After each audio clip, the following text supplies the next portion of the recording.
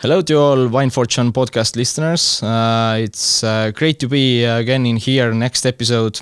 And in this episode, we will talk about more about Tuscany wines, also more about Tuscany top producers as a one Bibi Graetz, who has been our good partner also already over 5 years. We have taken all these special and amazing wines to our client portfolios and to the investment fund too. So hello Ludovica from the Bibi Graetz team. Hello. It's nice to be in here with you, and thank you for visiting Tallinn and Estonia. So how's the first impression of the Estonia? Like I heard you are first time in Estonia. Oh, well, first of all, thank you very much for inviting me. I'm really excited to be here for my first time. I've just arrived, and for what I could see, I was very surprised by the mix of ancient buildings among the new ones. So I can't wait really to discover a little bit more the city. Great to hear that. So, and maybe just starting about your background a little bit more when you joined with Bibi Graetz, and maybe a little bit also before that, how did you reach to the Bibi Graetz and overall in the wine world? Well, I'm now the export manager at Bibi Graetz, but my path into the winemaking and the wine world started with the university. I studied at the University of Viticulture and Enology in Florence. And after the graduation, I decided to focus more on the marketing and the trade sales part. So I enrolled with a master at NYU in Pisa, focus indeed on Italian wine and the world markets. Okay. After that, I started working in a very historical winery in Tuscany, and then out of the blue, I have to say, I met Bibi. I met already, I tasted already his wines, and I love that, of course. But then I saw that he was looking for someone in his sales and marketing team. And when we met, I think that was like love at first sight somehow. I understood that this was my place, very dynamic, creative, with amazing products. So we had the interview on Monday, and on Friday I was in his team. So very quickly. Very quickly, yeah. Yeah, this place already where the Bibi Graetz main office is in such a beautiful landscape already from the house. As we also visited to all the listeners, we visited Bibi Graetz last year spring with our WineFortune team, and yeah, all these combinations of the wine, all this artistic branding and on labeling on the bottles, and together with landscape views, amazing place to work along and be part of this journey. So yeah, it's great to hear. Yes, that's true. I mean, we are in Fiesole, which is a small town on a hilltop in front of Florence. And from my office, I can see the dome of Florence. I mean, I really cannot complain going to work. Sure. And yes, as you said, it's a mix of art and winemaking, since Bibi comes from a family of artists. So he studied at the University of Art in Florence. Since at the beginning, he wanted to follow in his father's footsteps. Since he is a very famous sculptor, Guidon Graetz, he's a very famous sculptor worldwide. So Bibi played with the idea of becoming an artist. But then when he started managing the family vineyards, only a few rows of vines, producing wine for family, friends, the neighbors, he just fell in love with it. So he quit his studies and dive into the wine world 100%. and now also after these famous Testamatta and Colore, we know that there is a special collection now for the labels with children paintings on that. How you see the knowledge and demand for these wines now? Is there like more and more asking for these bottles also from the market? Yes, because our icon wines are Testamatta and Colore, and even for these wines Bibi painted the labels. But then last years we released the Balocchi di Colore. Balocchi means toys. And Bibi considers these wines has his toys, no? And due to this name, he wanted to relate these 3 new wines made with 3 different grape varieties with his children. That's why their label are painted by his children. Yes. Okay. And as you told that you have studied also all the viticulture and everything from this world, how you see which way has developed all the viticulture side and also already Italy wine field in recent 5 years example. How you see the development? Is there some new trends from the viticulture side, or also the trends of the customer side what you have been followed in these recent years, or how you see this landscape from the wine world?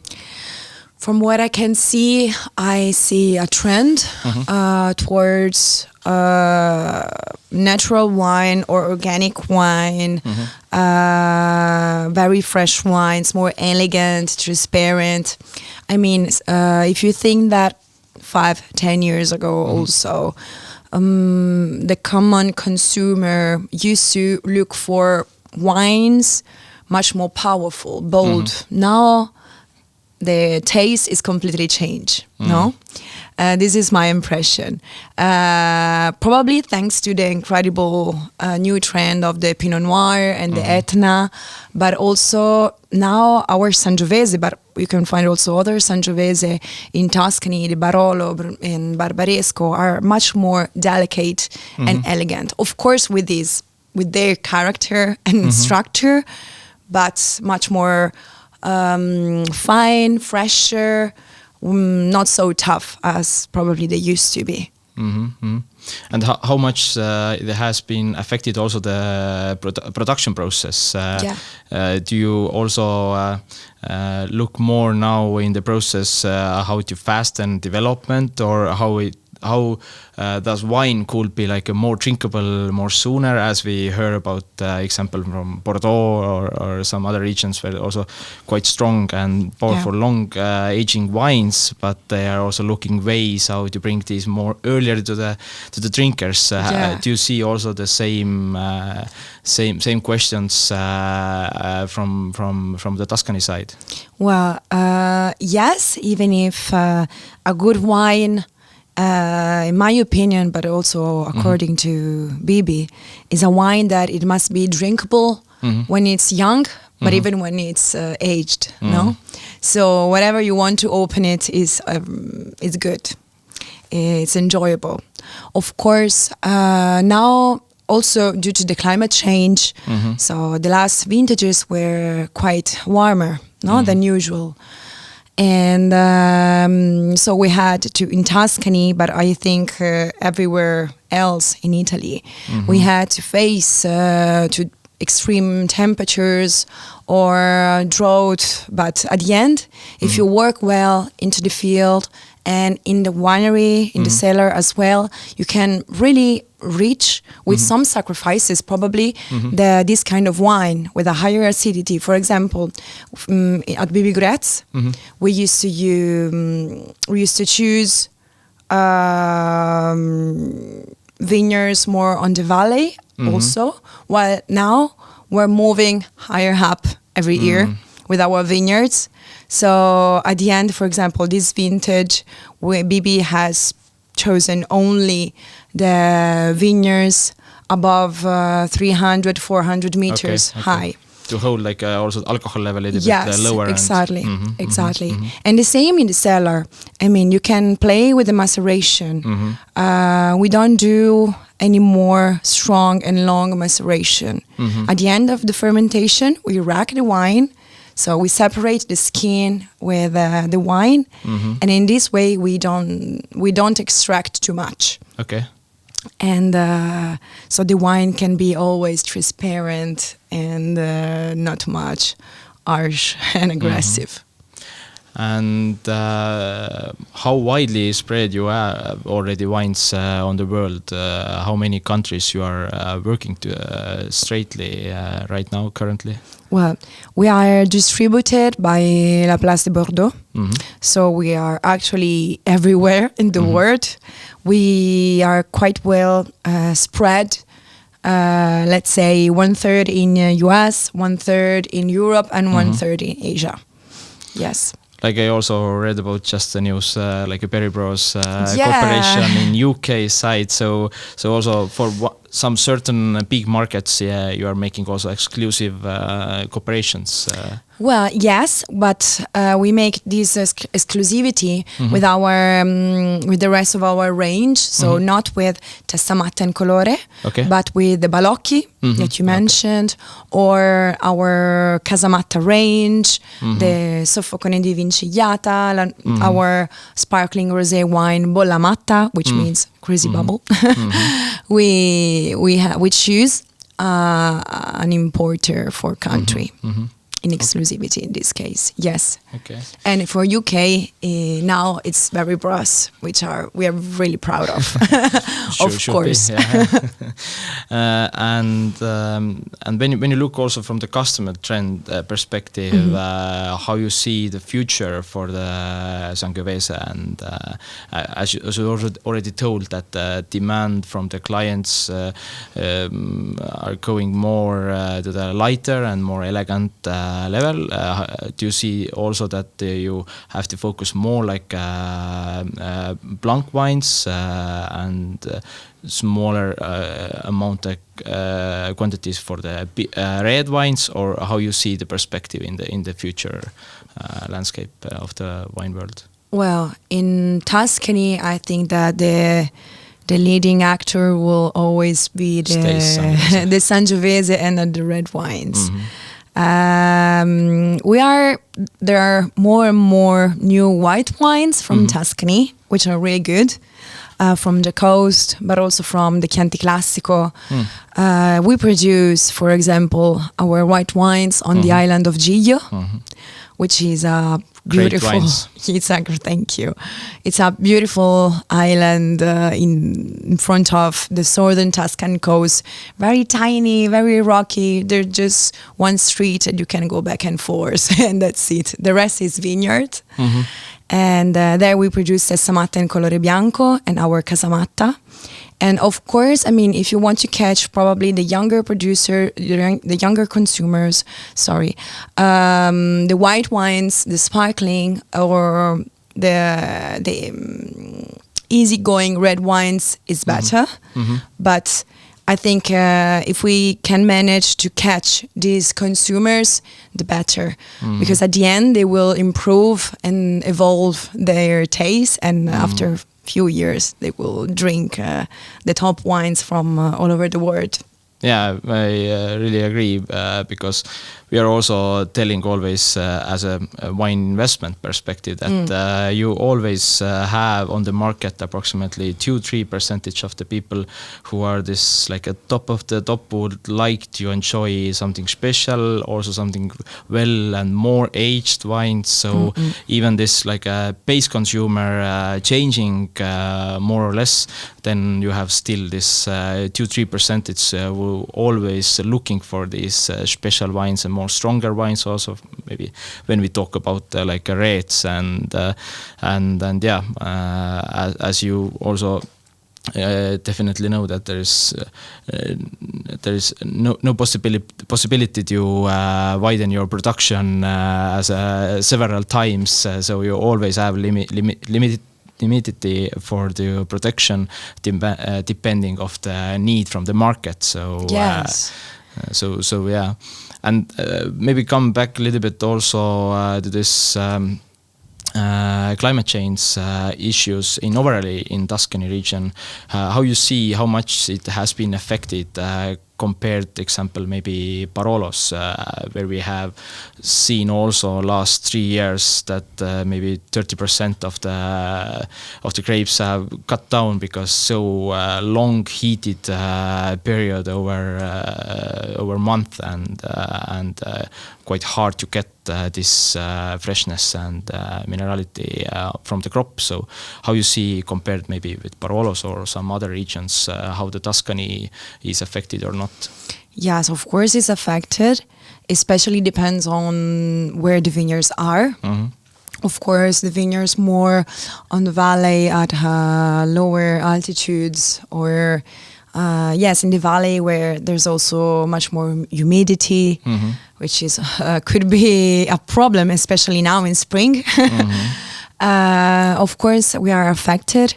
Talking for Bibi Graetz, we are affected, but not that much because, as I told you, we have vineyards above 300 meters now, mm-hmm. up to 600 meters, even more. So only probably the vineyards more only on the valley. Mm-hmm. But all over Tuscany, yes, even if I see, for example, also in Bolgheri, mm-hmm. which is quite flat, mm-hmm. very close, but very close to the sea. Mm-hmm. They are working very much with tillage and with the training method of the vines. What is tillage? Maybe the tillage, sorry, is the working in field. Okay. The working in the field, no, or with the vegetation. So they just let grow a little bit more effort for the growing season. Yes. Mm-hmm. Okay. So they let the plant grow a little bit more with more leaves mm-hmm. in order to protect the grapes from the sun, but also not to concentrate them too much. Mm-hmm. I think no one does their early harvest anymore. Mm. So with this little touch, yes, you can manage somehow to control this climate change. But of course, in winemaking, in viticulture, you have only one chance per year to make your best product, and it's not easy every year to predict how the season will be. And the problem now is probably more that the season are unpredictable sometimes, no? So okay, it's warmer, but not throughout the season sometimes. Yeah. Only it's very, very hot for 2 months and then it rains, and which is also a problem. But it depends on when you have the vineyards. I think now the producers should focus much more not on the production in terms of quantity, but on they should select much more and better their vineyards and the location of their production. Yeah, so conclusion of that maybe could be also that in the future we are seeing more various vintages, or producers have to put more effort to hold like a same level through the different vintages. Yes, but from one, in my opinion, is also interesting. No, it's not a bad thing somehow. Because if you taste a wine, okay, you have to send some to determine quality, but it's also interesting to see the evolution and to taste the differences between 2, 3, 4, 5 vintages and see how the producer can manage them. No, there are wines which are wines of the vintage and wines of the producers, no? Yeah, it's. I think it's good compared to also with champagne. So why there is more popularity to the grower champagnes nowadays, not so much maybe to the big labels, because people are looking more and more these extraordinary and some special grower champagnes. Not just the same taste, but definitely there is customers for the all the sites. So so yeah. And this is a good thing. I mean, I see that the consumers now are more willing to try something new, niche products. Of course, there are some labels and some producers which are amazing and very famous, and they are an institution and they will always work well. But the consumers are now much more interested in discover something new and unusual. So this could be a hope for the next years. Yeah, I hope also the long future for all the vintages for the Bibi Graetz side. So, and when you are looking over the world, not Europe, which countries are the main export markets where the consumption is the biggest for the Bibi currently? Well, in Europe, of course, UK is a very important market. But one of our strong market is Switzerland. From this year, also Italy. We have been working in Italy, of course, since ever, since 2000 when Bibi founded the winery. But in Italy, we are full of historical wineries, and we were very brand new. So it was hard at the beginning to create and find our space there. But now, after 24 years now, we are an established brand and also in Italy. We have signed a new contract with the most important distributor, national distributor in Italy. So every year is getting better there. And in Europe, yes, for sure, UK is one of our top market. But outside of the Europe, are you focusing more like Asia side or a US side? Well, as I told you, we're spread in three. So 1/3 in US, 1/3 in Asia. So US, of course, it's not just one state. You know, it's a big market. US system is so much different. The US system is much different, but it's very important for us. We have been working there since the beginning, in a very strong way. We are very well established there with all of our portfolio. While in Asia, we are more new, but we have created a really good, very good relationships with some of their countries, some of the countries as Korea, South Korea, and Hong Kong, Singapore, China as well, Japan. And as I know, you have a big fan, James Suckling, who is working also quite a lot on the Asia side. So yes, I think he helps a lot also to grow this popularity. Yes, for sure. I mean, Bibi invited him to host. He invited James Suckling to host 2 of ours. Global tasting. The first one was with Colore, the vertical tasting of Colore. It was a blast. An amazing global tasting with almost all the vintages of Colore, so almost 20 vintages of Colore with all of our partners. So just connected. Recently, or yes, it was in 2021. 2021, yes. So, and what was the best from the drinkers? Who was the winner from the vintages? Well, it's hard to say because it was really interesting since we could see the evolution of Bibi's winemaking. No, the first 10 years.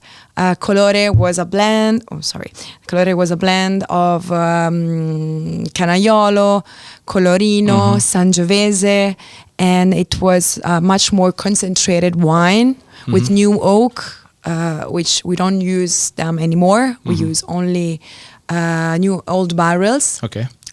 And while from 2009 we could taste the change, that are completely different approach. Old barrels, no long maceration. The percentage of the Sangiovese slowly increased up to the 2019 when it became 100% Sangiovese. So I didn't have, and I don't have a favorite vintage since it's always very hard to tell, and very interesting to say to taste this evolution. No, it's like a book, and the more you. But always the quality has been always very high, as we have seen from the suckling several times, 100 points, and all the others critics also over the 95 always. It's amazing that you are keeping such a high level for the vintages.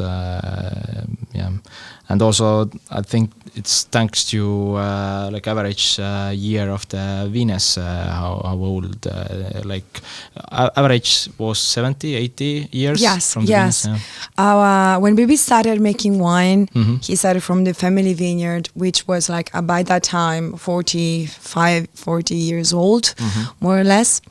And but it was only 2 hectares. So he started looking for vineyards all over Tuscany with specific characteristics, the same of the family vineyard. So only autochthonous grapes, only old, very old vines, and at high altitudes. And now, after 24 years, we are proud to say that we have the biggest collection of old vines in Tuscany. The youngest is 25, while the oldest is more than 100 years old. So it's incredible. But amazing. We have also we are starting planting something new. So in the next year we will say, well, the youngest is 4 years old and the oldest is 100 years old. Such a wide range you offer. What's also the preferences of the consumer? Do they want to taste something very strong and deep, or something lighter and elegant? Yes, for sure. These old vines can deliver complexity, which is amazing, is incredible. Really, they're, as you said, deep, concentrated, but in the flavors, not in the structure. So since their roots could dig down so deep in the soil and reach every kind of compounds, they also can survive to any extreme condition. So this is also an advice probably for other producers to really select old vines, because they can really help you to face extreme conditions. And otherwise when we are looking to the future, it's hard to manage the vintage when we are looking also the southern side of the world, and where they are also give themselves more water to the vines, not just hoping and looking what's the natural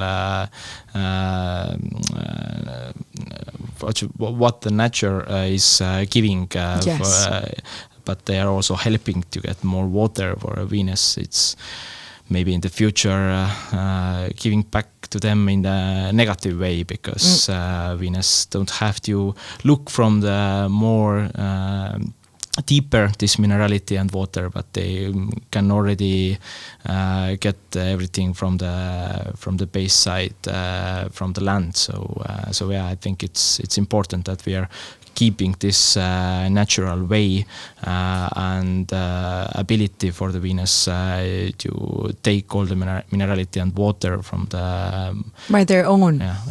Yes. I mean, the plants, the beauty of the plant is that they can adapt to any condition.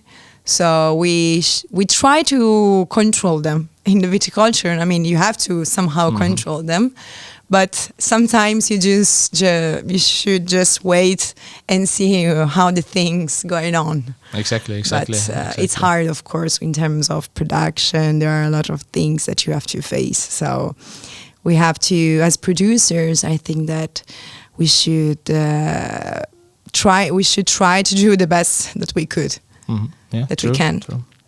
And from the consumer trend side, how you see how much it's affecting that consumers are looking more and more natural wines and more like some pet nut wines and like zero pesticides and also all the other additional I would say like all natural as possible, more and more like a trendy. And the other side, looking more and more also new options, as in more brewers are offering some non-alcohol or lower alcohol wines. But from the natural side, we are seeing that the alcohol percentage is rising regarding to more sun and warm periods in the summer. So how you see how to tackle of these circumstances on the market, how we could raise popularity also for the younger generation to explore and seek these like strong and powerful wines, and also to look also older vintages, how these are tasting and what's the emotions or expressions of these wines also. Wow. Nice question. I think that young generations are now probably not used to drink wine as they probably used to do. There are a lot of competition, no, in the alcohol world, beer.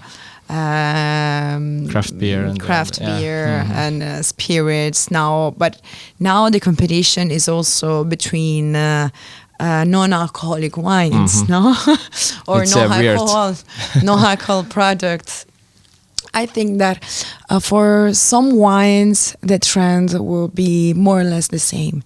I mean, once you enter into the wine world and you get passionate, you slowly will appreciate the very good products more. So I think that the fine wine world will be always there and will always go really well. Probably we should try to make it more accessible in terms of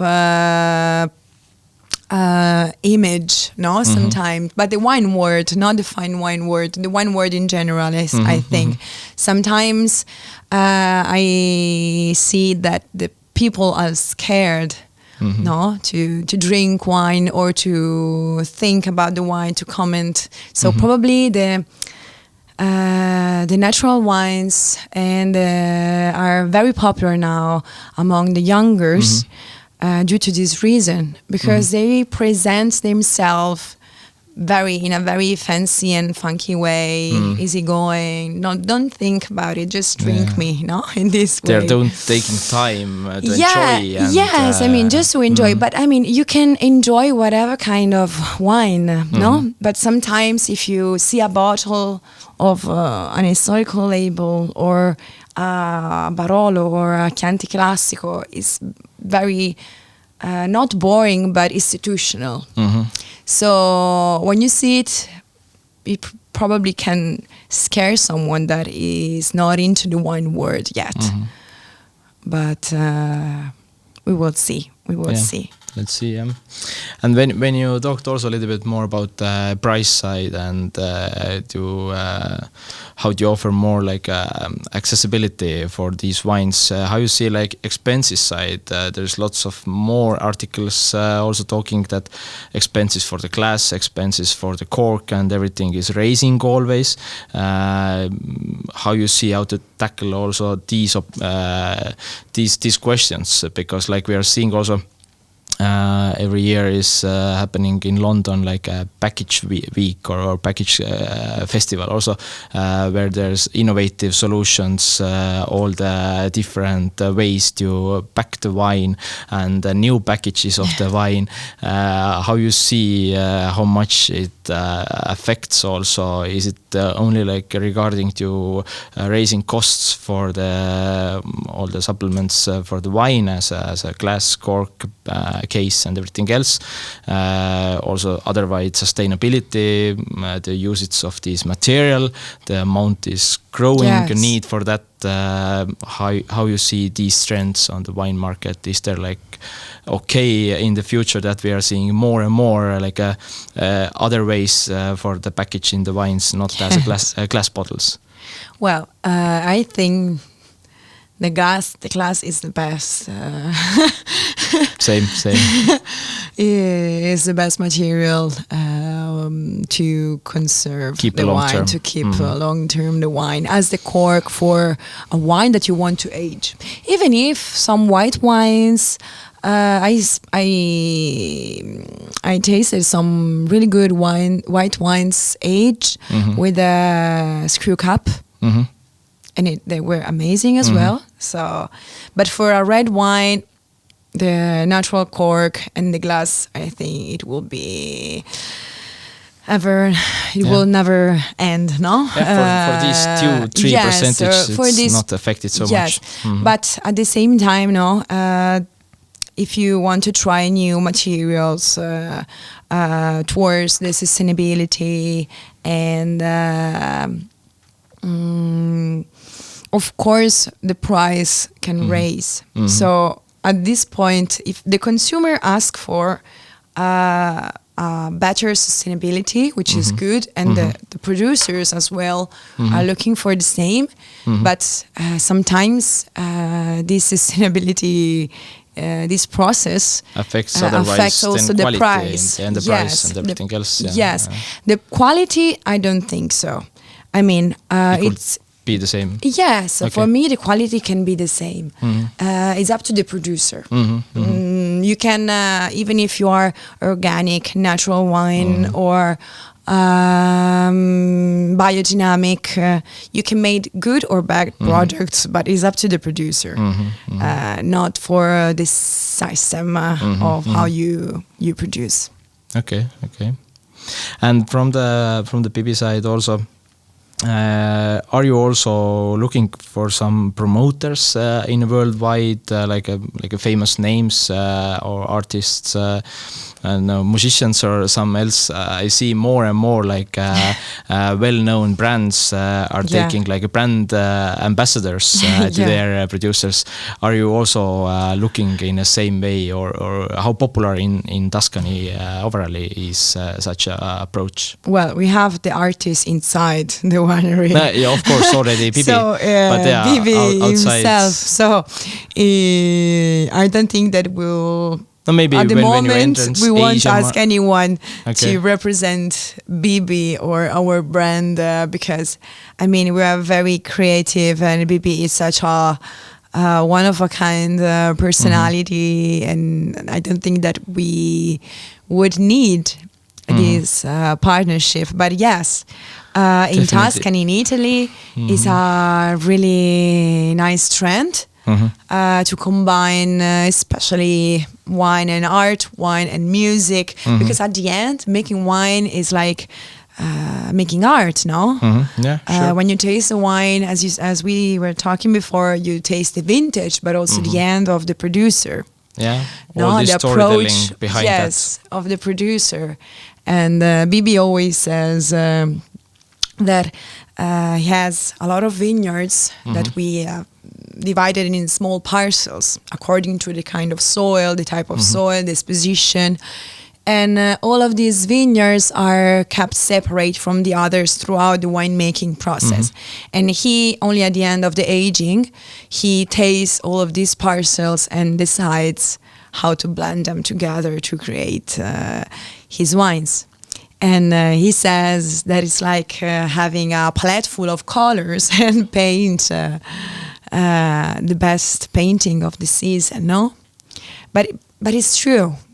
Because when you have a lot of vineyards or only just one, and every year is different, you have to work to create your your product according to your taste, to your idea of wine, so you can really express yourself with your wine. That's why it's a nice trend in Tuscany. Also because you can create for a marketing point of view, you can create something special, something unique that the consumer can buy and age and put in a part and have a one-off bottle. It's I think that this trend is good from all the point of view. Yeah, this story behind Bibi, and as you described, it's good to remember that every new vintage is like a new painting. Every year something different and new to explore. So it's good thing to remember from that. And maybe to wrap it up a little bit also. Overall from the fine wine as an investment side also. We are seeing that in the recent years there was a boom for champagne and Burgundy. Now there has been a regression of the price and it's came to the same level in the long term and not in such a race anymore. But now we are seeing still growth for the Italy wines. So Tuscany and Barolos, maybe Franciacorta a little bit. There is more popularity for the top Italy wines. Is there also like from the state side more pushing outside of the Europe, maybe Asia side, or what has been this result in which factors have moved this popularity more upwards? Well, for us, of course, it's a great opportunity, no? When we got into La Place de Bordeaux in 2018, for us it was a great opportunity to spread our brand all over the world, where we were before and where we weren't yet. So it was good. And I think that for sure La Place de Bordeaux helped in the development of the brands, the Italian brands worldwide. But I think that for us, but in Tuscany, in Italy, is a process that has started 50 years ago, no? With the Tignanello, with the Sassicaia, with these names. And after those names, all the other producers realized that they could make it. It's possible. It was possible. It was possible. So there was a change, no? Like an epiphany, I think, in the minds of the producers. So everywhere in Italy, they started looking for the quality of the production, good wines, how to make them. They quit a lot of old works and sorry, I can't find the word. Anyway. I totally understand that it's quite a long work behind that. It's not only like these 2-3 years what has been the bigger popularity race, because when I look also Livex graphs for the fine wine prices, then there has been very nice growth, like long term and quite a stable growth. It's nice to see that there has been development behind that in the year by year. So and hopefully this race also for our collectors and investors are seeing more and more, because as we know that when the popularity raises, then there is not so much possibility to supply more and more. So it's like a logical that the price have to raise. It's natural, and also demand for these wines have raised in a time. So in overall, in conclusion, why customers and people should enjoy Bibi Graetz wines? What's the main point what they could take from enjoying Bibi wines? Well, in my opinion, because our Sangiovese, our Testamatta and Colore, our wines are really unique in Tuscany. They are two Sangiovese, so elegant, delicate. Testamatta is a selection of 6 vineyards, which are from 5 up to 600 meters high, vineyards of 50, 60 years old, northern slopes. The Bibi's approach is very precise, no? It's like a maniac. When he blends, it's like a maniac, no? He tastes everything, and until he finds the perfect blend, he won't stop. He won't stop. And then we have Colore. Colore is our expression of our passion, of Bibi's love for old vines. It's a Sangiovese which can really express our terroir, so the Florentine hills, the Chianti area, but with a very modern touch. So it's not a classical Sangiovese that you expect when you drink Colore. It's very elegant, smooth, but at the same time so persistent and complex. And I think that this is the beauty of the Bibi's wines. And these wines, you can drink them now if you want, or just put them apart and they will be amazing. 15, 20 years.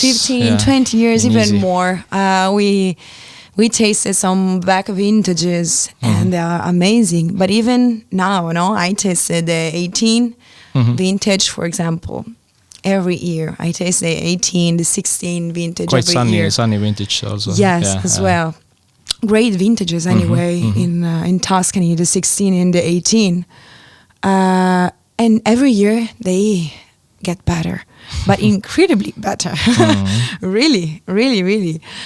So, yes, I think that his approach is for sure one of the most precise and particular in Tuscany. Yeah, I think it's a very good point that you brought out, like Bibi is making the wine process as a true artist to put it together. I think it's also good to remember when everyone, our listeners also, when they are opening Bibi wines, to look this label of the artist the label, and think about this process, how this exact vintage is combined together in this process.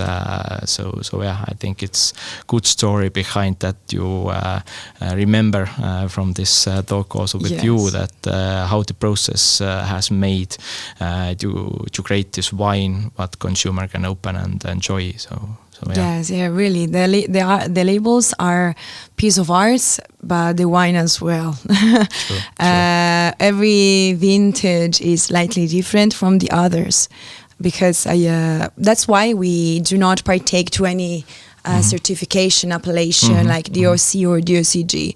You can't tie down Bibi.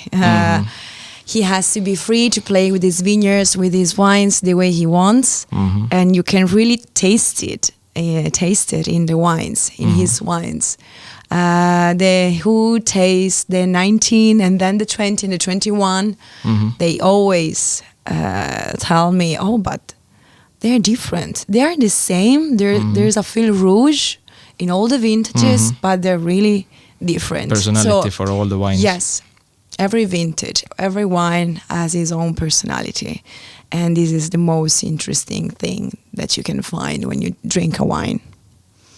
these are the good words to end this good recording. So thank you, Ludovica, for this good talk about Tuscany wines, Bibi Graetz exactly from this region. So thank you for all the listeners and watchers from our video. I hope you got a little bit more understanding about Bibi Graetz as a producer, and also for this region overall in Tuscany. And thank you for coming. And always when customers would like to get, then we have Testamatta, Colore, also Bianco. So you all can enjoy and remember these talks about producer. So thank you. Thank you for coming. Thank you very much for inviting me. It has been a pleasure.